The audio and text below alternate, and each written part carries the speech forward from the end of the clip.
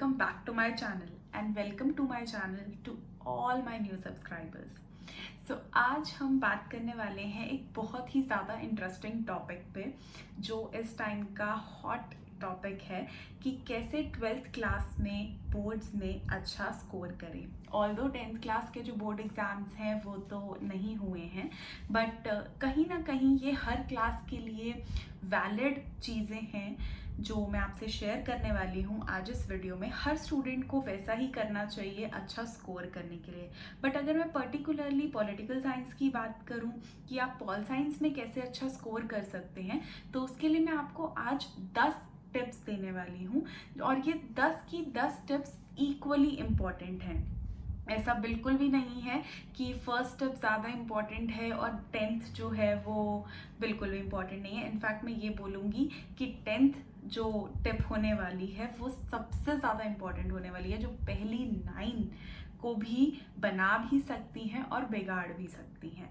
सो इसलिए इस वीडियो को 1 मिनट 2 मिनट तक देखकर ना जाएं, इसे पूरा देखें और सारे के सारे 10 पॉइंट्स को समझने की कोशिश करें। और सिर्फ की पॉइंटर्स समझने से भी कुछ नहीं होने वाला, आपको इन डेप्थ उस पॉइंटर को समझना भी होगा कि आपको उसमें करना क्या है। सो इसलिए अपने लिए, अपने ही बेनिफिट के लिए इस वीडियो को अच्छे से देखें और इसे समझने की कोशिश करें, तो 100% स्कोर करने से आपको कोई नहीं रोक पाएगा। तो चलिए अब स्टार्ट करते हैं फर्स्ट पॉइंट से। तो जो फर्स्ट पॉइंट है वो कहता है फोकस ऑन स्टडीज, यानी कि कंसंट्रेशन रखिए अपनी पढ़ाई में। सो फोकस ऑन स्टडीज का क्या मतलब है? आप तो कहेंगे हम शुरू से ही फोकस रख रहे हैं और अभी तक हमने पूरा पढ़ लिया है, तो फोकस किस चीज़ पे रखना है? और फोकस तो हम हमेशा से ही रखते आए हैं। तो अब आपको पूरे के पूरे सिलेबस पे फोकस नहीं रखना है, अब आपको उन की इम्पॉर्टेंट टॉपिक्स पे फोकस रखना है जो आपने अभी तक डिटेल में भी पढ़े होंगे और बहुत शॉर्ट में भी पढ़े होंगे। जैसे अगर मैं 12th क्लास का एक एग्जाम्पल लूँ, क्यूबन मिसाइल क्राइसिस, वो एक बहुत ही इम्पॉर्टेंट टॉपिक है और उसे हम साइड नहीं कर सकते हैं क्योंकि वो एक इम्पॉर्टेंट 4 मार्क्स का क्वेश्चन है, जैसा कि मैंने आपको बताया भी था जब मैं कोल्ड वॉर की वीडियो में उसे पढ़ा रही थी। तो अगर मैं क्यूबन मिसाइल क्राइसिस की बात करूं तो वो एक की टॉपिक है, उसको आप इग्नोर नहीं कर सकते। तो ऐसे टॉपिक्स पे आपको फोकस करना है। तो ऐसे कुछ टॉपिक्स जो कि आप स्क्रूटनाइज कर सकते हैं कि ये बहुत ही ज़्यादा इम्पॉर्टेंट टॉपिक है, उस पर आप फोकस करिए, पूरे कॉन्सेंट्रेशन से उन पे ध्यान दीजिए। और साथ ही साथ फोकस ऑन स्टडीज़ का ये भी मतलब है कि जब आप पढ़ रहे हैं तो आप अपने गैजेट्स को साइड पे रखिए, टीवी को दिमाग में मत लाइए, नेटफ्लिक्स को थोड़ी देर के लिए आराम करने दीजिए। तो उस टाइम आप पूरे तरीके से अपनी पढ़ाई पर फोकस कीजिए। कंसंट्रेशन जो है आपका वो पूरा का पूरा पढ़ाई पर होना चाहिए। सो फोकस ऑन स्टडीज़ के 2 मतलब मैंने आपको बताए हैं। एक कि आप पूरे तरीके से अपनी पढ़ाई को टाइम दीजिए और दूसरा ये कि जितने भी इंपॉर्टेंट टॉपिक्स आप स्क्रूटनाइज कर सकते हैं हर चैप्टर से, उन्हें स्क्रूटनाइज करके आप उन पे फोकस कीजिए। तो इसके लिए आपको पहले बुक लेकर के एक एक टॉपिक आपको देखना पड़ेगा कि इसमें से कौन कौन से क्वेश्चंस निकल सकते हैं। और अगर मैं ऑब्जेक्टिव पैटर्न की बात करूं तो फिर तो आपको पूरा का पूरा चैप्टर बहुत ध्यान से पढ़ना पड़ेगा, क्योंकि 1 मार्कर्स और 2 मार्कर्स जो है वो चैप्टर के इन बिटवीन से आते हैं। तो उनके लिए भी आपको इन डेप्थ स्टडी की ज़रूरत है, फोकस करने की ज़रूरत है। सो यहीं से मैं आती हूँ अपने सेकेंड पॉइंट पे, जो कि था पॉजिटिव अप्रोच। अब पॉजिटिव अप्रोच में मैं आपकी अप्रोच की भी बात कर रही हूँ और आपके फैमिली मेम्बर्स की अप्रोच की भी बात कर रही हूँ। तो सबसे पहले मैं आपकी अप्रोच की बात करती हूँ। जैसे कि मान लीजिए शुरू से कुछ स्टूडेंट्स ऐसा सोचते हैं कि 11th में मैंने अच्छा स्कोर नहीं किया था पॉल साइंस में, तो वो मेरा एक वीक सब्जेक्ट है, या शुरू से ही मैं सोशल साइंस में बहुत ज़्यादा अच्छा नहीं रहा या रही, तो ये मेरी एक कमज़ोरी है। मैं एनालिटिक्स में तो बहुत अच्छा हूँ, मैथ्स तो बहुत अच्छे से कर लेता हूँ, फिजिक्स केमिस्ट्री में भी बहुत अच्छा हूँ, ये सब्जेक्ट्स मुझे लेने चाहिए थे, मैं थ्योरेटिकल सब्जेक्ट्स में आ गया तो बहुत ज़्यादा मुश्किल हो रही है। तो और कई बार पेरेंट्स भी ऐसा सोचते हैं कि बहुत लेंदी सब्जेक्ट है और मेन सब्जेक्ट है, क्योंकि किसी भी स्कूल में पॉल साइंस को एक ऑप्शनल सब्जेक्ट की तरह तो नहीं रखा जाता, हर जगह ये एक मेन सब्जेक्ट ही है। तो इसमें बच्चा अच्छा स्कोर करे वो बहुत ज़्यादा ज़रूरी है। तो इसके लिए मैं आपको भी और आपके पेरेंट्स को भी एक चीज़ कहना चाहूँगी कि सबसे पहले तो घर में आप एक पॉजिटिव अप्रोच लाइए। बोर्ड एग्जाम्स होने का बिल्कुल भी मतलब ये नहीं है कि आप नेगेटिव सोचें या डिप्रेशन में चले जाएं या डरते रहें कि बोर्ड एग्जाम्स आ गए। आपने 10th में भी बोर्ड एग्जाम्स दिए हैं तो आपको काफ़ी अच्छे से उसका एक्सपीरियंस है कि इसमें कोई डरने वाली बात नहीं है। आप मेहनत करेंगे तो आप उसमें बहुत अच्छा स्कोर कर सकते हैं। तो इसीलिए मैं कहूँगी कि पहले आप एक पॉजिटिव अप्रोच रखिए। आप सोचिए कि कोई भी ऐसी चीज़ नहीं है जिसमें मैं मेहनत करूं और मुझे रिजल्ट ना मिले। और ऐसी ही अप्रोच पेरेंट्स को भी रखनी चाहिए। मैं उनको भी यहाँ पर यही कहना चाहूँगी कि बच्चों के लिए एक सेफ और पॉजिटिव एनवायरनमेंट घर पे क्रिएट कीजिए जहाँ पर वो अपने मन की बात आपसे शेयर कर सकें। अगर उन्हें किसी चीज़ का डर है तो वो भी वो आपसे खुलकर बात करके शेयर कर सकें। सो इससे क्या होगा कि वो अपनी पढ़ाई पे बेटर कॉन्सेंट्रेट कर पाएंगे। और अगर आप देखिए, अगर आप डरते ही रहेंगे तो आपका सारा टाइम डरने में निकल जाएगा और आप कभी भी फोकस ऑन स्टडीज़ वाला फर्स्ट पॉइंट जो था उस पर ध्यान नहीं दे पाएंगे। तो इसलिए मैं आपको यही बोलूँगी कि डरिए मत, नेगेटिव मत सोचिए, एक पॉजिटिव थॉट रखकर just give it a try. और अगर आप दिल से कोशिश करेंगे तो आपके लिए पॉल साइंस बहुत ज़्यादा आसान हो जाएगा, इसकी गारंटी मैं दे सकती हूँ। चलिए अब आते हैं थर्ड पॉइंट पर। और थर्ड पॉइंट यकीन मानिए बहुत ज़्यादा इम्पॉर्टेंट है, वो है स्मार्ट वर्क। हार्ड वर्क आपने कर लिया पूरा साल, अब हार्ड वर्क का टाइम नहीं है। अगर आप सोचेंगे कि अभी भी मैं हार्ड वर्क डालता रहूं, मेहनत करूं, पूरी मेहनत करूं, अब नहीं होगा वो। क्योंकि अब पूरा टाइम जो है वो निकल चुका है, पूरा टाइम स्पैन खत्म हो गया है जब आपको हार्ड वर्क करना था। अब आपको सिर्फ स्मार्ट वर्क करना है। जैसे कि मैंने आपको फर्स्ट टॉपिक में बताया कि आपको फर्स्ट पॉइंट में बताया कि आपको फोकस करना है, आपको कॉन्सेंट्रेट करना है इंपॉर्टेंट टॉपिक्स पे। तो वही आपका स्मार्ट वर्क होगा कि अब आप की पॉइंटर्स निकालेंगे, की टॉपिक्स निकालेंगे और उन्हीं पे पूरी मेहनत करेंगे। साथ ही साथ क्वेश्चन पेपर्स को सॉल्व करेंगे क्योंकि बहुत सारे क्वेश्चंस रिपीट भी होते हैं आफ्टर फ्यू ईयर्स। तो उससे भी आपको प्रैक्टिस जो है वो हो जाएगी फ्रीक्वेंटली अगर आप उसे प्रैक्टिस करेंगे तो अब आपका हार्ड वर्क का टाइम गया और अब आपको स्मार्ट वर्क पे फोकस करना है। इससे मैं आती हूँ अपने फोर्थ पॉइंट पर, जो कि है रिवीजन मेथोडोलॉजी। अब इसका क्या मतलब है? कुछ स्टूडेंट्स क्या करते हैं, एक बार पढ़ लेते हैं और फिर वो छोड़ देते हैं उस टॉपिक को। वो सोचते हैं कि हमने पढ़ लिया, अब बार बार पढ़ने की क्या ज़रूरत है। और कुछ स्टूडेंट्स तो ऐसे भी होते हैं जो एग्ज़ाम से एक रात पहले पढ़ते हैं क्योंकि वो रिवीजन मेथोडोलॉजी की इम्पोर्टेंस को नहीं समझते। उन्हीं स्टूडेंट्स से मैं ये कहना चाहूँगी कि जो आप देखते हैं ना कि जो स्टूडेंट्स आपकी ही क्लास में रह करके, आपकी ही टीचर से पढ़ करके, आपके ही जितने रिसोर्सेज उनके पास होते हैं बट स्टिल वो 100, 99, 98, 97 अब 95 स्कोर कर जाते हैं, उनमें और आप में यही फ़र्क होता है। वो एक रात पहले पे डिपेंड नहीं करते और वो रिवीजन मेथोडोलॉजी को फॉलो करते हैं। अब ये रिवीजन मेथोडोलॉजी क्या होती है और अब इस टाइम उसका आप कैसे यूटिलाइजेशन कर सकते हैं? सो रिवीजन मेथोडोलॉजी का मतलब है कि एक ही चीज़ को बार बार रिवाइज करना। अब आप कहेंगे कि अगर मैंने कोई टॉपिक अभी तक नहीं पढ़ा मैम, तो मैं उसे रिवीजन मेथोडोलॉजी में कैसे ला सकता हूँ, ये लास्ट मिनट के लिए मेरे लिए कैसी यूज़फुल हो सकती है? तो वहाँ पर मैं आपको ये कहूँगी कि आप उन टॉपिक्स पे फोकस करना स्टार्ट कर दीजिए। जैसे एग्ज़ाम्स अगर आपके जुलाई में हैं तो अभी भी आपके पास 1 फुल मंथ है। अगर आप 1 वीक उन टॉपिक्स को दे दें जिनको आज तक आपने टच भी नहीं किया है, अगर आप पूरा 1 वीक उन टॉपिक्स को पढ़ें तो आपकी रिवीजन मेथोडोलॉजी उस वीक के बाद ही स्टार्ट हो जाएगी उन टॉपिक्स पे।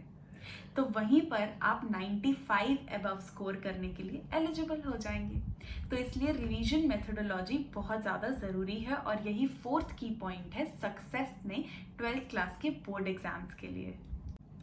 अब हम आते हैं फिफ्थ पॉइंट पे, जो पूरा फेस्ट को क्लोज कर देगा और बहुत ज़्यादा इम्पोर्टेंस भी रखेगा। सो फिफ्थ पॉइंट है कि आप जो है लिख लिख के प्रैक्टिस कीजिए।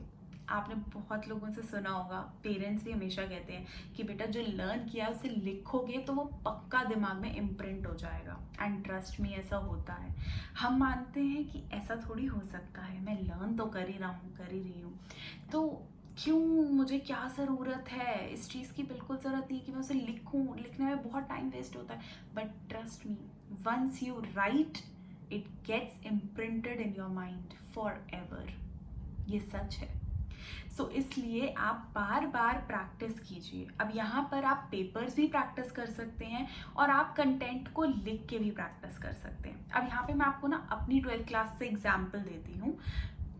मैंने क्या किया था कि मैंने कभी कोई पेपर प्रैक्टिस नहीं किया, टू बी वेरी फ्रैंक, क्योंकि मुझे ऐसा लगता था कि उन्हीं क्वेश्चंस को बार बार प्रैक्टिस करने से ये अच्छा है कि मैं कंटेंट में मास्टरी कर लूँ।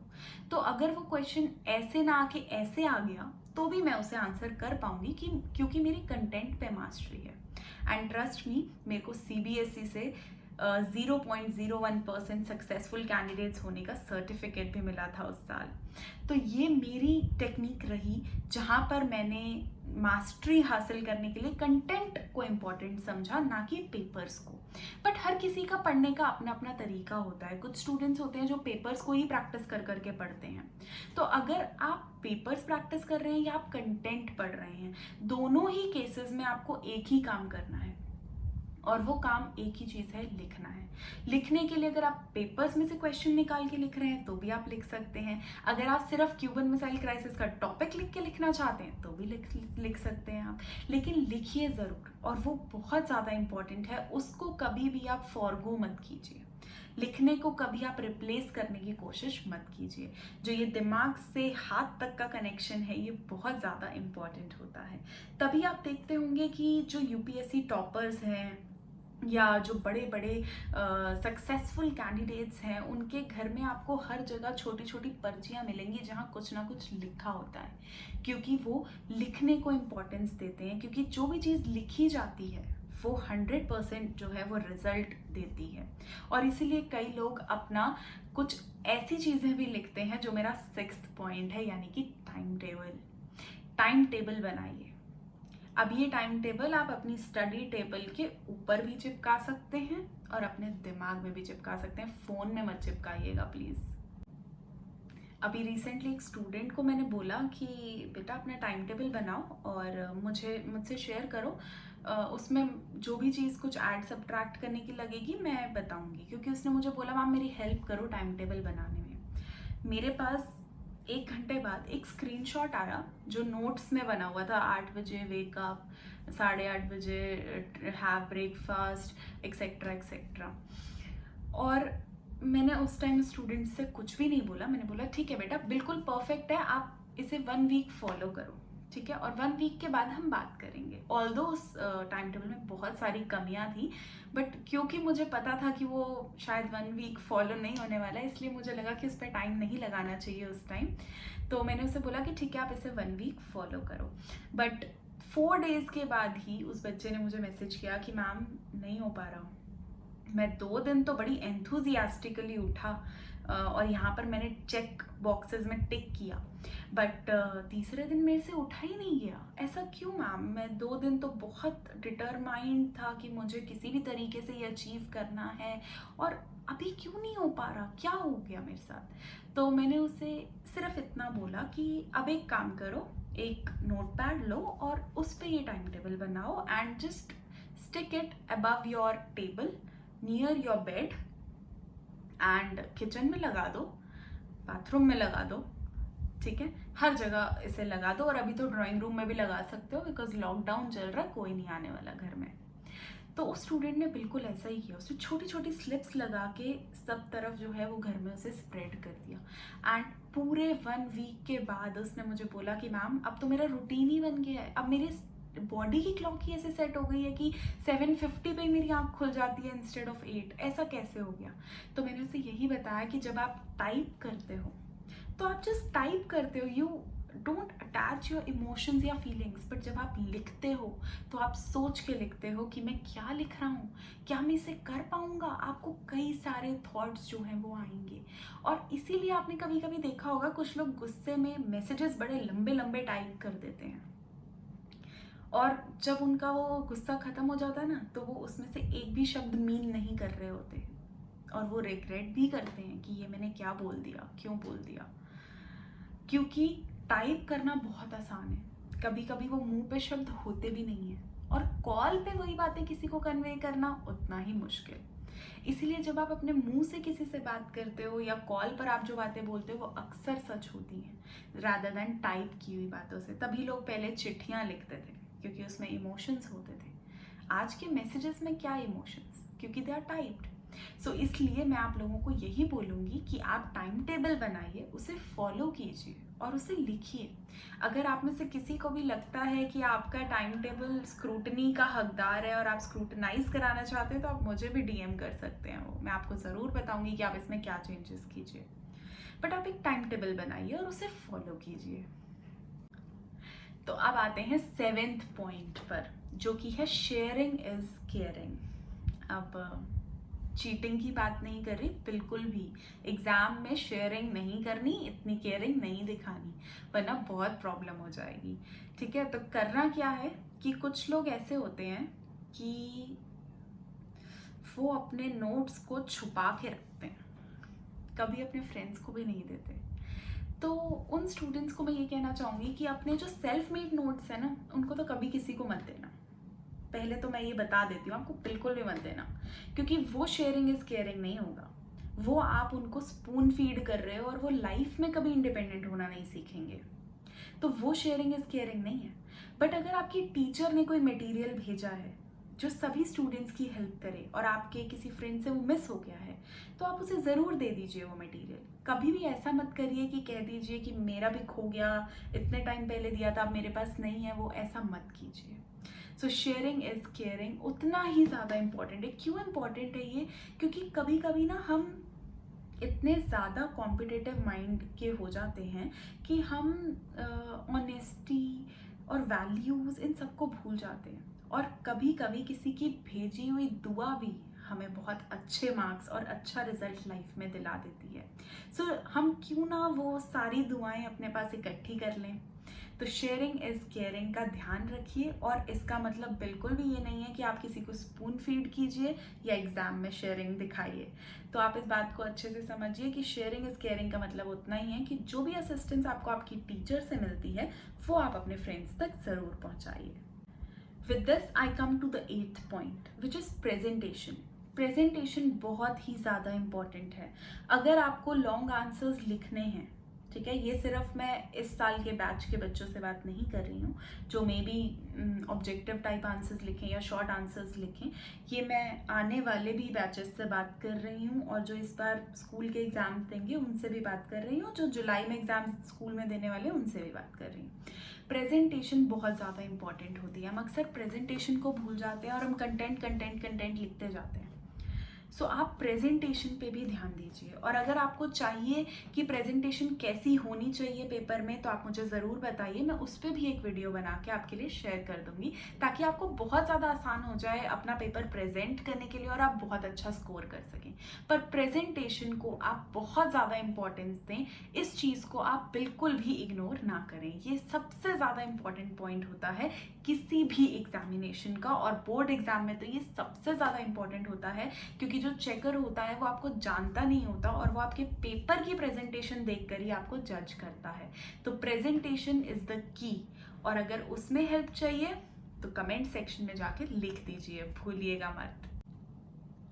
Now comes the 9th point, which is extra resources को सही तरीके से इस्तेमाल करना। मेरे मुंह से सुन रहे हैं बात, मैं हमेशा एनसीईआरटी की बात करती हूँ। जितने भी स्टूडेंट्स हैं जिन्होंने भी मेरे से इंटरेक्ट किया है आज तक, वो जानते होंगे कि उनको हर जगह एनसीईआरटी वर्ड मिला है। तो मैं ये एक्स्ट्रा रिसोर्सेज की बात क्यों कर रही हूँ? तो पहले मैं आपको बता दूँ, ये एक्स्ट्रा रिसोर्सेज में मैं गाइड्स की बिल्कुल भी बात नहीं कर रही, और वो कुंजियों की भी बात नहीं कर रही जो काफ़ी साल पहले बिकती थी, अब तो शायद मिलती भी नहीं है। तो मैं गाइड्स की बात बिल्कुल भी नहीं कर रही हूँ। मैं यहाँ पर बात कर रही हूँ जो भी इंटरनेट के पीडीएफ रिसोर्सेज हैं। मैं अपने स्टूडेंट्स से हमेशा कहती हूँ कि आप ऑथेंटिक स्कॉलरली आर्टिकल्स पढ़ें और पीडीएफ्स पढ़ें। तो जब आप उन्हें पढ़ते हैं तो उससे क्या बेनिफिट मिलता है? एनसीईआरटी के ऊपर जितने भी 100% स्कोरर्स हैं, जितने भी 99-98% स्कोरर्स हैं, उन सबकी एक खास बात रही है कि उन्होंने दूसरों से हटकर किया है। There is one extra added to ordinary to become extraordinary. वैसे मैंने बहुत ही गंदा जोक मारा है, जोक नहीं है वैसे ये, बट सच है that extra is not NCERT. NCERT तो हर कोई पढ़ रहा है, तो उन एक्स्ट्रा रिसोर्सेज को आप पढ़िए, उन पे फोकस कीजिए और उन्हीं को आप अपने आंसर्स में इंक्लूड करिए, और इसी से ही आपको वो एक्स्ट्रा मार्क्स मिलेंगे, not by beautiful handwriting but by writing beautiful content. तो इसलिए एक्स्ट्रा रिसोर्सेज को भी जुडिशियसली यूज़ करना सीखिए। और यहीं से मैं आती हूँ अपने लास्ट पॉइंट पे, जो मैंने आपको कहा था कि इतना ज़्यादा इम्पॉर्टेंट है कि अगर वो नहीं हुआ तो पहले के सारे 9 के 9 पॉइंट बेकार हैं। तो अब आप सोच रहे होंगे ऐसा क्या पॉइंट है जो सारे 9 पॉइंट्स को या तो बना सकता है या बिगाड़ सकता है। तो मैं आपको उस पॉइंट का टाइटल बता देती हूँ, that is meditate, pray and faith. क्या इंपॉर्टेंस है इसकी, दुनिया भर में लोग मेडिटेशन की बात कर रहे हैं। फ्रैंकली बताऊं, पहले मैं सोचती थी कि क्या मेडिटेशन, मैं सबसे सुनती थी मेडिटेट करो 2 मिनट बैठो, ये म्यूज़िक मेडिटेशन का, वो म्यूज़िक, तो मैं सोचती थी क्या है इसमें। But trust me, it has all the world with in it, जो आप कभी सोच भी नहीं सकते। क्योंकि उससे ये जो चीज़ है ये स्ट्रॉन्ग होती है, ये खुलती है, और ये आपके नए नए आइडियाज़ खोलती है, जिससे आप बहुत अच्छे आंसर्स लिख सकते हो। क्योंकि आपका ये पार्ट जो है ये बिल्कुल काम होता है। जब हमारा दिमाग शांत नहीं होता तो हम कोई भी अच्छी चीज़ को इन्वेंट नहीं कर सकते, क्रिएटिविटी बिल्कुल फ्लरिश नहीं करती जब हमारा दिमाग शांत नहीं होता। तभी आपने देखा होगा कितने भी बड़े बड़े पेंटर्स, पोएट्स हैं, वो हमेशा एनवायरनमेंट में जाके लिखते हैं, वो जंगल में जाके क्रिएटिविटी लाते हैं। तो ऐसा क्यों? क्योंकि वहीं पर उनको वो शांति मिलती है जिसमें वो अच्छे से काम कर सकते हैं। तो अगर आपको भी वो शांति चाहिए तो आपको मेडिटेट करना पड़ेगा। Second is pray. मैं प्रेयर की तो क्या इम्पोर्टेंस आपको बताऊं। मैं ये नहीं कह रही कि किसी मूर्ति को पूजिए आप, मैं ये कह रही हूँ कि आप एक सुपर नेचुरल पावर से अपना लिंक बनाने की कोशिश कीजिए। बहुत सारी चीज़ें मैनिफेस्ट भी की जाती हैं। मैंने आजकल रिसेंटली देखा है कि लोग मैनिफेस्टेशन में बहुत बिलीव कर रहे हैं, जैसा मानोगे वैसा हो जाएगा, और ऐसा कुछ भी नहीं है जो आप अचीव नहीं कर सकते। Just keep the faith. Third thing, faith. तो इसलिए पॉजिटिव अप्रोच के साथ साथ फेथ भी रखिए, उस सुपरनैचुरल पावर से प्रे कीजिए, उस पर ट्रस्ट रखिए और मेडिटेट कीजिए, ताकि आपका माइंड जो है वो स्मूथ रहे। सो यहाँ पर मैंने आपको सारे के सारे 10 पॉइंट्स बता दिए हैं जो बहुत ही ज़्यादा क्रूशियल हैं किसी भी एग्जाम को क्रैक करने के लिए। बट पर्टिकुलरली मैंने इसे पॉल साइंस के कॉन्टेक्स्ट में आपसे बात करते हुए आपको समझाया है। आई होप कि अब आपको ये सारे पॉइंट्स जो हैं वो क्लियर हो गए होंगे और आप धीरे धीरे इनको प्रैक्टिस में लाएंगे। देखिए, एकदम से तो कोई भी चीज़ अचीव नहीं की जाती। एक पॉइंट से स्टार्ट कीजिए और 10 दिन में आप 10 के 10 पॉइंट के मास्टर हो जाएंगे। और उसके बाद जब आपके 100% आएंगे तो यहाँ पे कमेंट सेक्शन में आके लिखना मत भूलना कि इस वीडियो ने आपकी कितनी हेल्प की। और वैसे मैं आप लोगों से थोड़ी सी नाराज़ भी हूँ, ऑल्दो मेरी पिछली वीडियो पे बहुत सारे व्यूज़ आए, बट फिर भी मैं आपसे थोड़ी सी गुस्सा इसलिए हूँ क्योंकि बहुत सारे ऐसे लोग हैं जो यहाँ पर आकर वीडियो देख कर जाते हैं लेकिन सब्सक्राइब नहीं करते। ऐसा क्यों कर रहे हो आप लोग मेरे साथ? मैं कितनी मेहनत से वीडियो बनाती हूँ और स्टूडेंट्स को पढ़ाने के साथ साथ वीडियो बनाना वाकई एक बहुत ही टीडियस जॉब होता है, ट्रस्ट मी। क्योंकि किसी भी स्टूडेंट को पढ़ाने के लिए पहले आपको खुद पढ़ना पड़ता है, तो वो पढ़ के स्टूडेंट्स को पढ़ा के फिर वीडियो की सारी प्रिपरेशन करके मैं वीडियो शूट करती हूँ, फिर उसे एडिट करती हूँ। बट आप लोग सब्सक्राइब नहीं करते हो तो मुझे अच्छा नहीं लगता। मैं देखती हूँ कि बहुत सारे सब्सक्राइबर्स काउंट जो है वो बढ़ता ही नहीं है और बहुत सारे लोग आकर के यहाँ पर वीडियो देखते हैं और जाते हैं। सो आप लोग प्लीज़ ऐसा मत कीजिए, इसे सब्सक्राइब कीजिए ना चैनल को, तो मुझे भी मोटिवेशन मिलेगी आगे और वीडियोस बनाने की। सो प्लीज़ ये चीज़ आप करिए। हाँ, अब मेरे को थोड़ा सा और नाराज़ मत कीजिए, मना लीजिए मुझे सब्सक्राइब करके। चलिए, अगर आपको ये वीडियो अच्छी लगी तो लाइक शेयर कमेंट करना ना भूलें, चैनल को सब्सक्राइब कर दें और अपने व्यूज़ और आपको लगता है कि इसमें कोई 11, 12, 13, 14 पॉइंट भी है जो मेरे स्टूडेंट्स और आपके लिए हेल्पफुल हो सकता है, तो उसे भी कमेंट सेक्शन में ज़रूर लिखिए। कमेंट करना ना इग्नोर मत किया करो। क्यों? क्योंकि उससे ना मैं आप लोगों से कनेक्ट होती हूँ, आप लोगों को जानती हूँ, समझती हूँ, आप लोगों की नीड्स को भी मैं समझ पाती हूँ कि आप लोग कैसी वीडियोस देखना चाहते हो, तो इसलिए उसका यूज़ जो है वो प्लीज़ कर लिया करो, ठीक है? So thank you so much all of you, God bless you all.